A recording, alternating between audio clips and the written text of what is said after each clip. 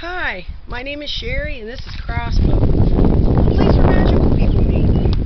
This is going to be your May 2018 monthly horoscope for the Native American Zodiac.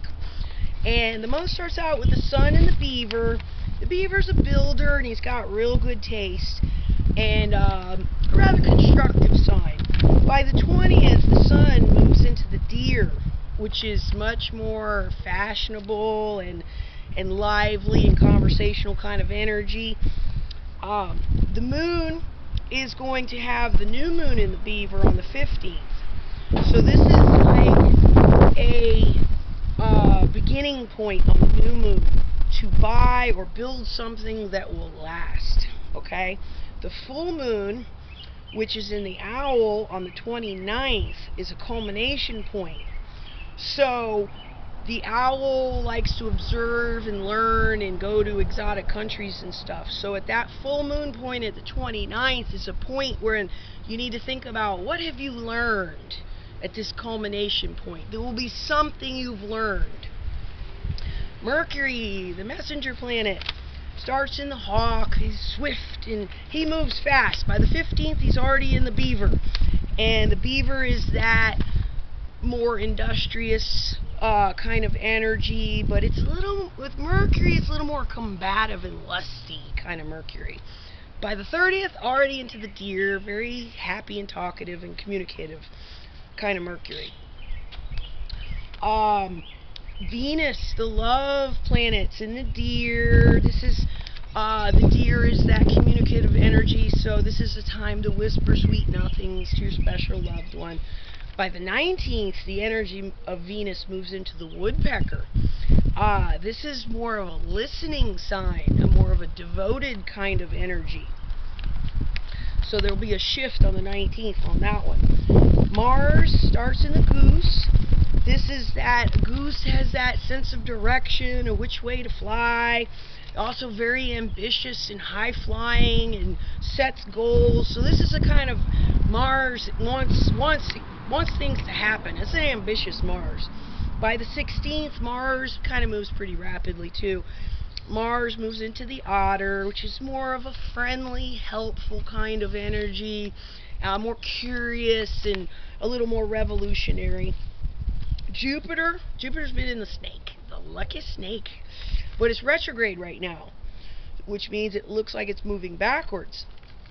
So it might be more lucky to sit back and be observant or to be patient. That's where the luck is while Jupiter's retrograde. It's a more personal kind of luck. It's more on your personal faculties than the outer world and what's coming to you from the outer world. It's more like what you've got going for you while Jupiter's retrograde. Saturn is retrograde also in the goose, that high flyer. Now Saturn is about timetables and learning lessons, and Saturn is kind of a tough planet.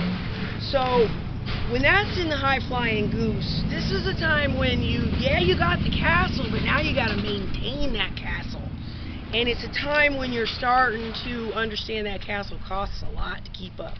So you might be starting to see some of the bricks falling off the fascia, you know. While Saturn's retrograde especially, it's really hurting your pocketbook. Uranus, the planet of revolution, has been in the hawk for a long while. Clear, visionary, revolutionary. Guess what? It's moving into the beaver on the 15th. Yes. This is going to be a great shift in energy. The beaver is much more about treasure, revolutions in treasure, revolutions in money and banking and what you value. Not necessarily money, like real estate or whatever means something, you know, that's going to last to you. Whatever your values are that means to you. But this is going to be a wonderful feeling around the 15th of a shift in the atmosphere. Neptune's been in the wolf for a while. Neptune's very slow moving. This is those deep feelings and beliefs, and the wolf weaves a common thread throughout the forest with all the animals. So this is going direct right now, so it's more about the energy of the world coming to you in a natural kind of flow. It's not retrograde, which is more personal.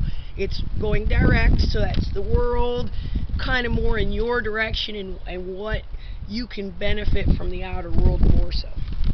Pluto, Goose, retrograde. Been that way for a while. It always seems like it takes forever for Pluto to retrograde because so far out there. Okay, so that's more of the Goose with the high flyer and the big castles, that same theme. But Pluto is like the destroyer, man. It just comes in and it's just like the tornado, and nothing's ever the same again. Nothing's ever the same again. That's Pluto. So there's a cleansing and a cleaning out of the castles. You know, with this generation, maybe. It's a generational planet, so that's like, oof. Okay, not a lot of aspects this month. Sun opposite Jupiter on the 8th. Now, opposites is other people, so your Sun in lucky Jupiter means Jupiter opposite is other people lucky for you, or you're lucky for them on the 8th. And then right after that, on the 11th, is the Sun trine at Pluto. So that Pluto of clearing things out, when there's a trine energy, it's a great time to clean out the junk drawer, clean out the shed, clean out the garage, clean out the attic. I mean, it's a real good time for a cleansing, real deep cleansing of that castle, you know, that we were talking about. So, other aspects on the 25th is a big aspect, Jupiter trine Neptune. Luck trying that spirituality of the wolf. So that's a nice kind of aspect. It's been coming on for a while, and it'll sort of dissipate for a while because those are more slow-moving planets. But it's a good time right now to be lucky with your beliefs and your whatever spirit means to you. That's the 25th. Then on the 26th is that Venus opposite Saturn. There's that opposition again with other people. So Venus of love and Saturn of lessons. There could be some kind of lesson going on with other people. You're teaching them a lesson, they're teaching you a lesson. You're both learning a lesson together. I don't know how it'll work out in your own personal astrology. So that's it. That's the month. Thanks for listening. You can like, share, and subscribe. I've been on Twitter a lot, Crosspotent on Twitter. And I look forward to seeing you next month. Thanks.